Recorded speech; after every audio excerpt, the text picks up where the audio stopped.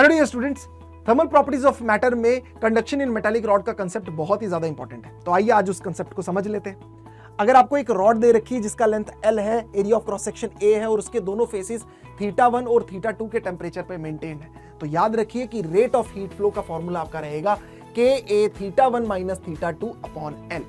अगर हम लोग थर्मल रेजिस्टेंस की बात करें जिसे हम लोग R के साथ डिनोट करते हैं, तो वो आपका होता है L अपॉन KA के बराबर। रेट ऑफ हीट फ्लो को हम लोग हीट करंट भी कहते हैं, तो हीट करंट आपका Q अपॉन T के बराबर हो जाता है।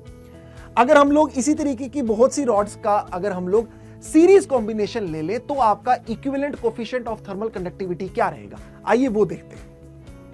उसके लिए आपको एक कंसेप्ट समझने की जरूरत है कि इस तरीके से अगर आपने सीरीज कॉम्बिनेशन रखा हुआ है तो सभी में से जो आपका हीट करंट होगा यानी कि रेट ऑफ हीट फ्लो होगा वो सभी रॉड्स में से सेम होगा और आपका जो नेट थर्मल रेजिस्टेंस रहेगी वो क्या रहेगी, वो sum of thermal resistance of all the rods हो जाएगी। R1 plus R2 up to Rn तक आपका आ जाएगा और जो आपका K इक्विवेलेंट है वो आपका आ जाएगा L1 plus L2 plus L3 up to Ln upon L1 upon K1 plus L2 upon K2 plus L3 upon K3 up to Ln upon Kn आपका आ जाएगा। अब अगर हम लोग पैरेलल कॉम्बिनेशन ले लें सभी रॉड्स का तो आपका क्या आएगा, तो उस चीज में आपको याद रखना है कि सबके अक्रॉस टेम्परेचर डिफरेंस जो रहेगा वो बिल्कुल सेम रहने वाला है। तो उस केस में जो आपकी नेट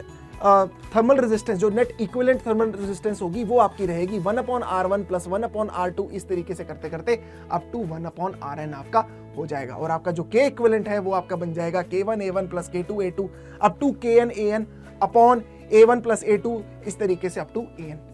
इसलिए अब जब भी आपको सीरीज और पैरेलल कॉम्बिनेशन का सवाल आए तो फटाफट से फॉर्मूला में वैल्यूज पुट करिए और चुटकियों में आंसर निकाल लीजिए।